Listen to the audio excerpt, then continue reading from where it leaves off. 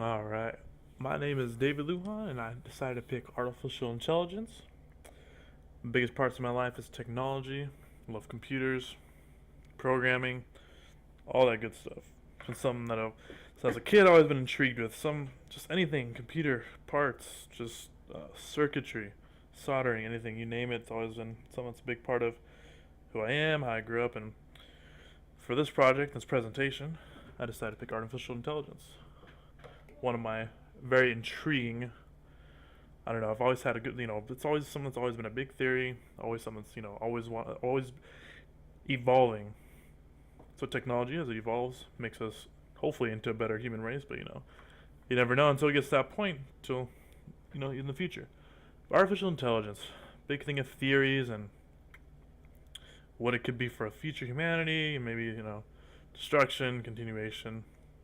Who knows? One way to find out.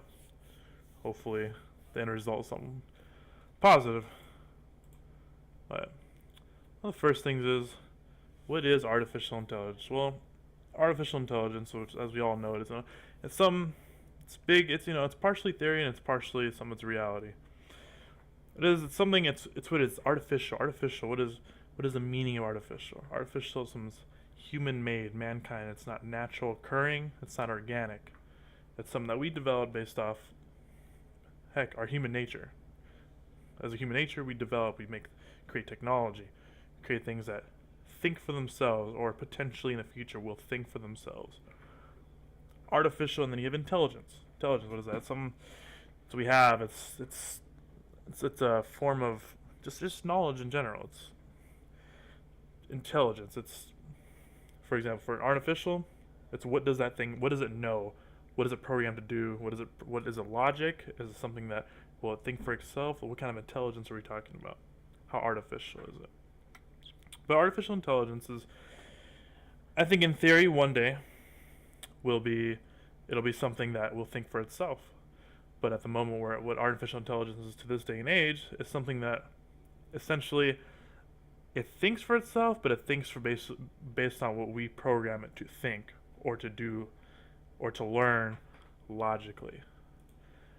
Because as human intelligence, as we are natural organic people, the way we think is, we have neurons that go in our brain. It's organic. It's something that we learn, we figure out, we conclude through natural just brain activity.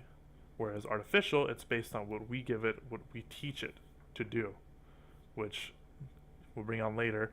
Just how much can AI learn? What's its potential? And what could it possibly do to possibly our future and just in general. But another thing, obviously, this page is, what is intelligence? What is artificial intelligence? Well, I kind of found it interesting just from a Stanford article. It is what is artificial intelligence? The answer is, it is the science engineering of making intelligent machines. Machines, what we're thinking of. Machines this day and age would be androids, phones, and go from computers, iPads, cars, just stuff like that, etc. Just technology. All comes interesting thing. And like I said, the answer is, Stanford, what the answer was, it is science engineering of making intelligent machines, especially intelligent computer programs. Computer programs. So essentially what AI, artificial intelligence, is for us in this day. It is what we develop. It's artificial. It's human made. Doesn't really think for itself yet, but it thinks based off the intelligence we teach it. What it has, essentially, well, in a computer program, it'd be what is in its directory. If we ask it a question, if we say something simple as hello, it's going to go to its directory, its man-made intelligence, and bring up the correct response, which could be hello or my name is so and so, which it's simple. It's something it pulls from its directory. It's not something it actually thinks. It's an artificial intelligence. But it all goes. It's human made. It's what it is. So as you continue on, artificial intelligence. It's something besides having computers. We have it in our iPads, all that stuff, cars and whatnot. I think artificial intelligence. We have machines, aka robots and whatnot, and one day I think artificial intelligence is going to be something, or it's already in theory. It's not so much one day that it will be part of a true, android, humanoid machine robot. It'll, it'll be a living, but not so living creature, but it can respond, human interaction. It can interact with us being organic creatures interacting with something that's artificial and man-made. So it's kind of interesting theory to think about. Just to think of one day, something robotic or something with mechanisms, not so much neurons, will be able to respond to us, be artificial.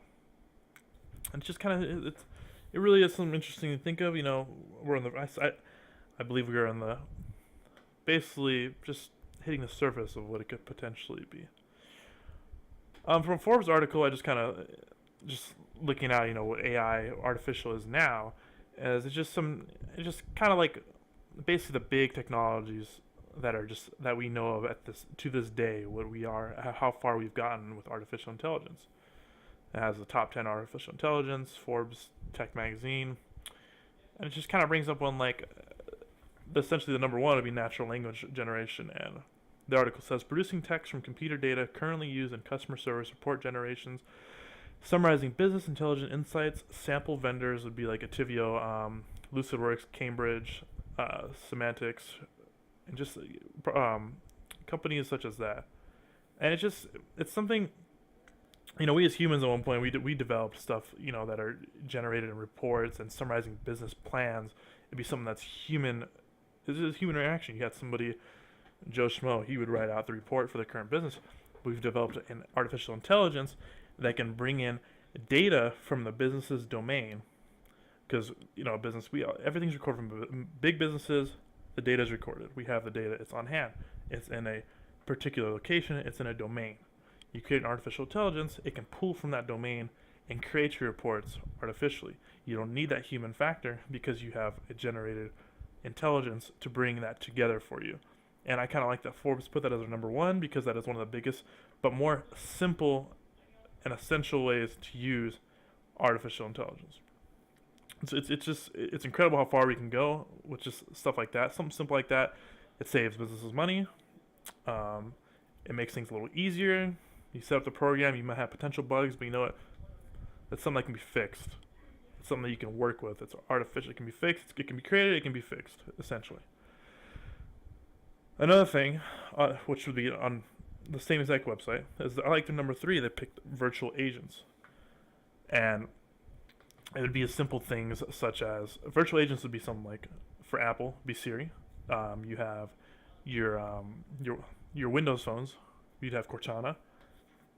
You have Alexa for Amazon. Just stuff like that. You have artificial intelligence, which you ask Siri something, she's going to answer you. But if most people have noticed, if you ask Siri a question and say you're not connected to some form of data, you're not connected to Wi-Fi, Siri cannot answer the question. It has a hard time doing it because it's an artificial intelligence created. Yet again, it's created from humans. It can't think for itself, at least to this point of day. Or it is a form of theory. Siri, if she has not connected to any form of data, she cannot answer your question because she's not connected to her domain for responses. So it's something that's artificial. So if you can't connect to the domain, you won't get an answer. Same goes with Alexa. Alexa won't do what you ask. She won't buy what you need because you don't have. It's not a form of, as humans, we're not. It's not a form of organic intelligence. It can't think for itself. So it's just kind of interesting to think about. So AI is, to a point, what they do, it just in general is, I think, in a good form, in the form we want to grow as humans, it's going to bring us all together. It can save potential, it can save time, possibly eventually save lives.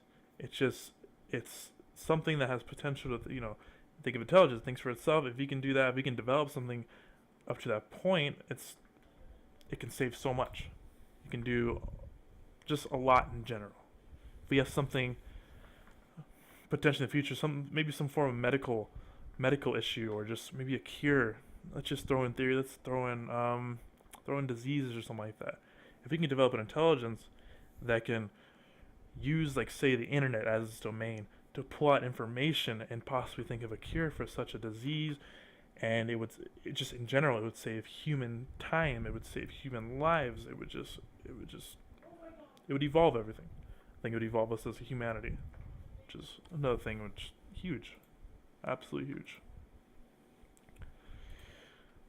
So, one thing we know, talk about artificial intelligence is it's artificial human made. We've gone through it.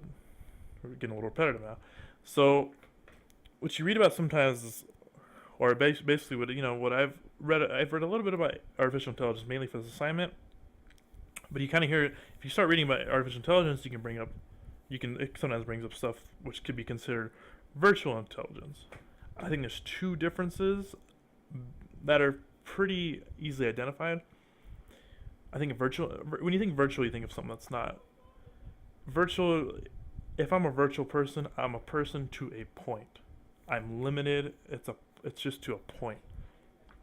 So you think of virtual intelligence, it has intelligence up to a point. It has intelligence up to a point where maybe, like I was saying earlier about domain is just, it's essentially, let's just call it a room, a library. It's just full of data based off whatever we set it to. Virtual intelligence is only limited to that library. It is a virtual form of intelligence, not a real intelligence. It's something up to a point. Now we think of artificial. When I say artificial means it's something that's human created. It doesn't essentially mean it's limited. At this point, I think we're more of limited to what we're developing now. But when you create an actual artificial intelligence, maybe you go to the future. In the future, it's something that it'll think for itself. Maybe it won't have a form of organic neuron impulses, but it will have circuitry, which could, it could be a virtual form of thought processing. It'd be an actual artificial intelligence, something that thinks for itself, something it does things for itself. It can help for itself. It can help humans grow and develop. For example, actually, this picture is something I picked up for just in general as a virtual intelligence. Virtual intelligence, like I said, it's limited. This is a server room. Server room, essentially a massive library of information. It's a domain. It's something that has multiple data. It has a lot of data in it. It pulls out computers will pull out information from these servers. It's a virtual intelligence. It's not something thinking for itself. It's pulling out what it needs based off of what it's being asked to do. It's intriguing. Skynet, ooh, big thing. We're talking about Terminator here. Terminator, obviously it's the future. It's where artificial intelligence goes bad. And I just, I thought I was kind of throw this in here as kind of a gimmicky thing, but it could be a reality. This is definitely obviously theory. There's no facts on this, but you create something, artificial intelligence. You create something that can think for itself. Maybe in the future, it'll think to a point of, why am I doing this for you when I can do something better for myself? You get the movie Terminator. You have artificial intelligence. Skynet, neural net-based artificial intelligence. It says right there. Skynet was, based off machines, not, basically saying, why do I have to work for you? Why do I have to do this? Just think AI to a point. I won't say it'll end the world, but I will say that maybe at a point, maybe AI will get that, it'll develop that point of, I'll do this, but why? Essentially you get to why. As humans, we grow up, as children, we grow up asking why. Why am I doing this? Why do I do this? But we learn, essentially. Some people don't learn, and, you get what you get. But it'd be just to be around during that time would be interesting, hopefully a positive thing, but just to think that something could think for itself and ask why. Something that's human made, not organically made, but artificial. And just to conclude everything, and just AI, it's pretty awesome to think about. It's awesome, and just to think that potentially, as just humanity in general, we can develop something. We can create a form of artificial. You can almost call it life, maybe to a point, but that's pushing it a little far. But artificial intelligence is something that I think is a positive thing for humanity. You can bring out the good. Obviously, AIs can be made for both good and who knows, maybe bad. There's things such as you have bots out there. Bots are a form of they're artificial intelligence based off a limit, which you can call it a virtual intelligence. It has this limit of virtual knowledge. It's set to a point. It's not an actual intelligence, but It's pretty incredible. I think we hit the surface of it. Like I said, as far as Google, Apple, obviously Apple, you got your Siri.